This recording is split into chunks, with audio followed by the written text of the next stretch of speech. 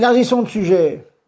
J'ai pu voir une personne qui, voyant que la porte grinçait sur ses gonds, la rouille. Donc il a eu la bonne idée de rajouter un peu d'huile dans les gonds pour ouvrir la porte plus facilement. C'est considéré comme une amélioration, c'est rigoureusement interdit. Donc ne mettez pas de l'huile dans les gonds. On va plus loin. Une personne est en train de manger, il se trouve qu'il appuie un peu fortement sur sa fourchette, et sa fourchette se tord. Sa petite cuillère se tord, cela arrive. On a souvent le réflexe de quoi faire? Eh bien de redresser les cuillères, de redresser la fourchette, bien sûr.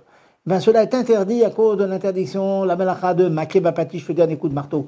La fourchette tordue, vous la mettez de côté. Vous la redressez pas, c'est interdit rigoureusement à cause d'une réparation totale que vous faites de votre instrument, de votre ustensile. Un autre cas, les enfants ont envoyé un grand coup de ballon sur la fenêtre, la vitre se casse. Ah, c'est dangereux, que faire? Il est rigoureusement interdit d'enlever les restants de vitres qui sont toujours sur la fenêtre, car c'est démonté, rigoureusement interdit. Cependant, nos sages permettent par un goy, par un non-juif.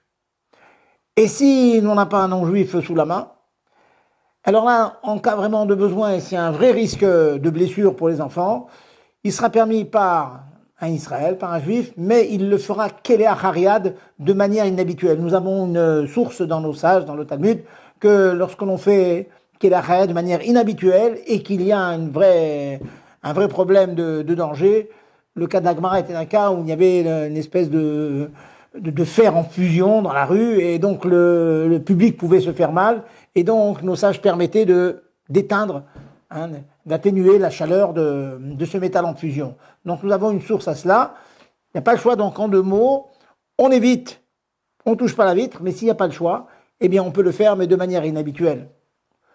Par contre, les restants de vitres qui sont par terre, qui peuvent bien sûr endommager, malgré le fait qu'ils soient mouktés, on n'a pas le droit de toucher, ils ne servent plus à rien, mais quand même, dans ce cas-là, nos sages permettent de les ramasser et de les mettre à la poubelle pour éviter le danger de blessure que cela peut occasionner.